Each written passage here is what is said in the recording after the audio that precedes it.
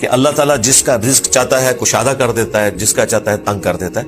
مراد یہ کہ کسی غریب پہ ترس کھاتے ہوئے اللہ کے بارے میں کبھی بدگمانی نہ آئے کہ اسے اللہ نے ایسے کیوں رکھا۔ اللہ تعالیٰ غریبوں سے مال لے کر انہیں آزماتا ہے، امیروں کو مال دے کر آزماتا ہے۔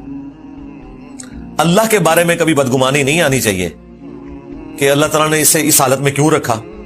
اکثر لوگ یہ گلا شکوہ بھی کر رہے ہوتے ہیں، افریقہ میں لوگ کیوں بھوکے مر رہے ہیں؟ بھئی وہ ہماری آزمائش ہے، ان کی تو آزمائش اپنی جگہ ہے، ہماری بھی آزمائش ہے۔ باقی انسانیت نے ان کی مدد کرنی ہے۔ دنیا قانون ابتلا کے اوپر ہے، یہاں سارے برابر نہیں ہو سکتے، کوئی اونچا ہوگا کوئی نیچا ہوگا، یہ ایک نیچرل چیز ہے۔ پھر ساتھ اللہ تعالیٰ نے فرمایا کہ اللہ تعالیٰ اپنے بندوں سے واقف بھی ہے، انہیں دیکھ بھی رہا ہے، اسے پتا ہے اس نے بندوں کو جس حال میں رکھا ہوا ہے۔ خدا گنجے کو ناخن نہ دے۔ ہم نے پھر دیکھا ہے کہ بعض لوگوں کے پاس جب پیسہ آتا ہے پھر وہ کس حالت میں پہنچ جاتے ہیں۔ اس سے تو بہتر تھا کہ ان کے پاس پیسہ نہ ہی آتا۔ اگر کسی کے پاس زیادہ پیسہ آنے سے وہ اتنا عیاش ہو جائے کہ اپنی آخرت کی زندگی کو برباد کر بیٹھے، تو اس سے تو وہ مڈل کلاس بندہ اچھا ہے جو 2 وقت کی روٹی مشکل سے لے کے چل رہا ہے، لیکن اس نے ہمیشہ کی زندگی اپنی آخرت کی بنا لی ہے، وہ تو بہتر ہے نا۔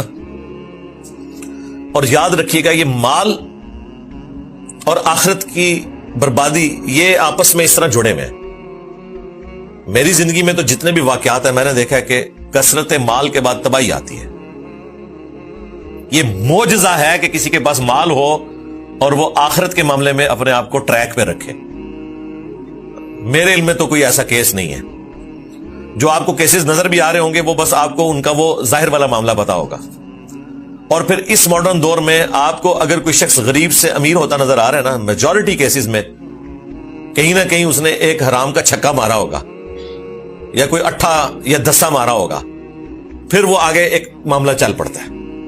حلال کے پیسے کے ساتھ حلال و حرام کا فرق کرتے ہوئے، اللہ کے حقوق کا خیال رکھتے ہوئے، زکوٰۃ ادا کرتے ہوئے، رزق حلال کے ذریعے اس لیول کے اوپر پہنچنا یہ مشکل کام ہے۔ پھر وہاں پر پہنچ کر بھی اپنے آپ کو اللہ تعالیٰ کا باغی نہ کرنا اور اللہ کا حق ادا کرنا یہ بہت مشکل کام ہے۔ آپ کتنے کروڑ پتی ارب پتی لوگ ہیں، ان سے اگر پوچھیں نا کہ آپ کے ایسٹس کتنے ہیں جو کاروبار میں آپ نے کھپائے ہوئے، اب آپ بتائیں کہ آپ زکوٰۃ کتنی دے رہے ہیں، تو وہ آپ کو آگے سے بتائیں گے جی ہم تو حساب کتاب کے بغیر ہی اللہ کی راہ میں خرچ کرتے ہیں، اور وہ حساب کتاب کے بغیر اللہ کی راہ میں یہ خرچ کرتے ہیں کہ سال کے بعد ایک افطاری کروا دیتے ہیں، یا عمرے پہ جاتے ہیں مسجد نبوی میں اعتکاف بیٹھتے ہیں اور وہاں وہ ایک شام کو افطار کروا دیتے ہیں، وہ کہتے ہیں اللہ کی راہ میں ہم نے خرچ کر دیا۔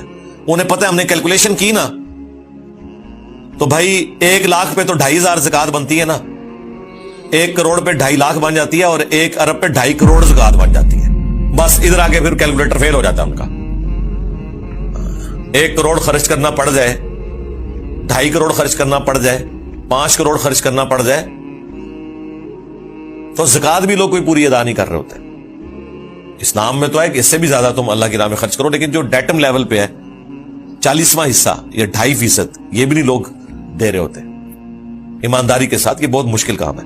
لہذا بخاری مسلم میں جو حدیث ہے کہ اے اللہ محمد اور آل محمد کو بس اتنا ہی رزق دینا کہ ان کی روح اور جسم کا رشتہ برقرار رہے، ان کی سانسیں چلتی رہیں، اس دعا کو آپ ہلکا نہ سمجھیں۔ نبی علیہ السلام نے یہ دعا اسی لیے کی کہ آپ کو پتا ہے کہ اس کے ساتھ فتنہ جڑا ہوا ہے۔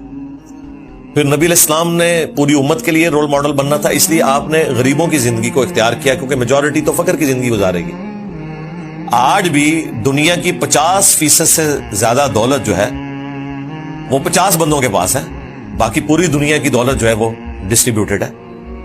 پاکستان میں بھی آپ دیکھ لیں میجورٹی تو پاورٹی سرکل سے نیچے ہے، بیسک نیڈز بھی ان کی پوری نہیں ہو رہی ہیں، اور یہ پچھلے آلموسٹ کوئی 7-8 سالوں میں تو مڈل کلاس بھی اب پاورٹی سرکل سے بھی نیچے چلی گئی ہے۔